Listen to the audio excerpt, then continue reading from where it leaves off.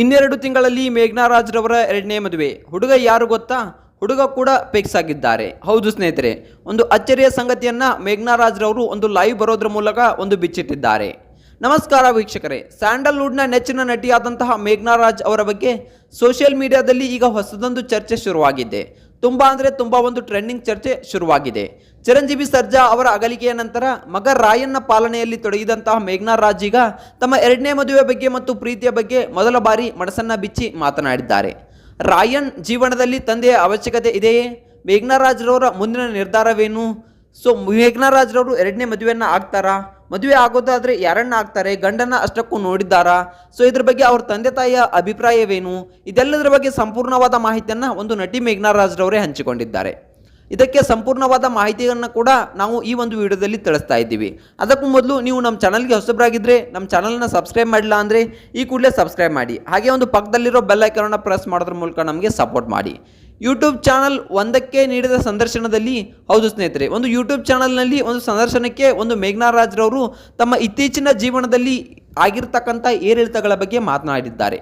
ಕಳೆದ 3-4 ವರ್ಷಗಳಿಗೆ ಹೋಲಿಸಿದರೆ ಈಗ ತಮ್ಮ ಸಿಂಗಲ್ ಪೇರೆಂಟ್ ಎಂಬ ಭಾವನೆ ಹೆಚ್ಚಾಗಿ ಕಾಡ್ತಾ ಇದೆ ಅಂತಕ್ಕಂಥ ಮಾತನ್ನ ಅವರು ಈಗ ಹೇಳ್ಕೊಂಡಿದ್ದಾರೆ. ಹೌದು ಸ್ನೇಹಿತರೆ, ನನಗೆ ಮೊದಲನೇದಾಗಿ ಸಿಂಗಲ್ ಪೇರೆಂಟ್ ಆಗಿದ್ದೀನಿ, ನಾನು ಒಬ್ಬಳೇ ಇದ್ದೀನಿ ಅಂತಕ್ಕಂಥದ್ದು ನನಗೆ ಕಾಡ್ತಾ ಇರಲಿಲ್ಲ. ಆದರೆ ಇತ್ತೀಚೆಗೆ ನನಗೆ ತುಂಬಾನೇ ಕಾಡ್ತಾ ಇದೆ. ನಾನು ಒಬ್ಬಳೇ ಇದ್ದೀನಿ, ನನಗೆ ಒಬ್ಬಂಟಿಯಾಗಿದ್ದೀನಿ, ನನಗೆ ಯಾರೂ ಇಲ್ಲ ಅನ್ನುವ ರೀತಿ ಒಂದು ಫೀಲಿಂಗ್ ಕಾಡ್ತಾ ಇದೆ ಅನ್ನೋ ಮಾತನ್ನ ಅವರು ಆ ಒಂದು ಚಾನಲ್ನಲ್ಲಿ ಹೇಳಿಕೊಂಡಿದ್ದಾರೆ. ಆರಂಭದಲ್ಲಿ ಎಲ್ಲವನ್ನ ಒಬ್ಬಳೇ ನಿಭಾಯಿಸಬಹುದಿತ್ತು. ಹೌದು ಸ್ನೇಹಿತರೆ, ಈ ರೀತಿಯಾಗಿ ಅನ್ಕೊಂಡಿದ್ದೆ. ಪ್ರತಿದಿನ ಜವಾಬ್ದಾರಿಗಳನ್ನು ಒಬ್ಬಳೇ ನಿಭಾಯಿಸುವುದು ಸುಲಭ ಇಲ್ಲ ಎಂಬುದು ಈಗೀಗ ನನಗೆ ಅರಿವಾಗ್ತಾ ಇದೆ. ಯಾಕಪ್ಪ ಅಂತಂದರೆ ನಾನು ಮೊದಲನೇದಾಗಿ ಒಬ್ಬಳೇ ನಾನು ಎಲ್ಲವನ್ನ ನಿಭಾಯಿಸಬಹುದು ಅನ್ಕೊಂಡಿದ್ದೆ. ಅದು ತುಂಬ ಈಸಿ ಅಂತ ಕೂಡ ಅನ್ಕೊಂಡಿದ್ದೆ. ಆದರೆ ನನಗೆ ಈಗೀಗ ಇತ್ತೀಚೆಗೆ ತುಂಬಾನೇ ಒಂದು ಎಲ್ಲವೂ ಕೂಡ ಭಾರವಾಗ್ತಾ ಇದೆ.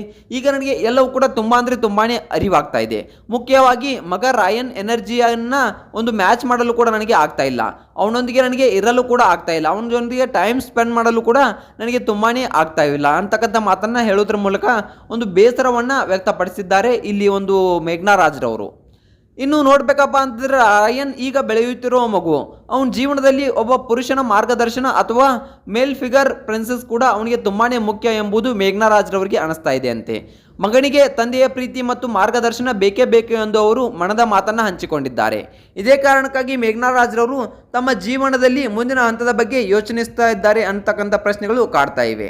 ಇನ್ನು ನೋಡ್ಬೇಕಪ್ಪ ಅಂತಂದ್ರೆ ಸಂದರ್ಶನದಲ್ಲಿ ನೀವು ಹೊಸ ಪ್ರೀತಿಯನ್ನು ಸ್ವೀಕರಿಸಲು ಸಿದ್ಧರಿದ್ದೀರಾ? Are you open to new love ಅಂತಕ್ಕಂಥ ಮಾತನ್ನ ಇಲ್ಲಿ ಒಂದು ಅವರು ಕೇಳಿದ್ದಾರೆ. ಆಗ ಒಂದು ಪ್ರಬುದ್ಧವಾಗಿ ಮೇಘನಾ ರಾಜ್ರವರು ಏನನ್ನ ಉತ್ತರ ಕೊಟ್ಟಿದ್ದಾರೆ ಅಪ್ಪ ಅಂತಂದರೆ, ಅದರಲ್ಲಿ ತಪ್ಪೇನಿಲ್ಲ, ನಾವು ಸ್ವತಂತ್ರವಾಗಿದ್ದೇವೆ ಮತ್ತು ಸ್ಟ್ರಾಂಗ್ ಆಗಿದ್ದೇವೆ ಅಂತ ಅವರು ಹೇಳಿದ್ದಾರೆ. ಬದುಕಿನಲ್ಲಿ ಕೇವಲ ಪಾರ್ಟ್ನರ್ಗಿಂತ ಹೆಚ್ಚಾಗಿ ಒಬ್ಬ ಸಂಗಾತಿಯ ಅವಶ್ಯಕತೆ ಇದೆ. ಕೆಲವೊಮ್ಮೆ ತುಂಬಾನೇ ಅವರ ಅವಶ್ಯಕತೆ ಬೀಳ್ತದೆ.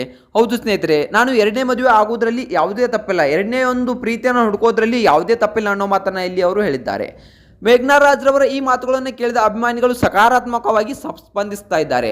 ಅಕ್ಕ, ನೀವು ರಾಯನ್ಗೋಸ್ಕರ ಇನ್ನೊಂದು ಮದುವೆಯಾಗಿ ಎಂದು ಅನೇಕರು ಕಮೆಂಟ್ ಮಾಡ್ತಾ ಇದ್ದಾರೆ.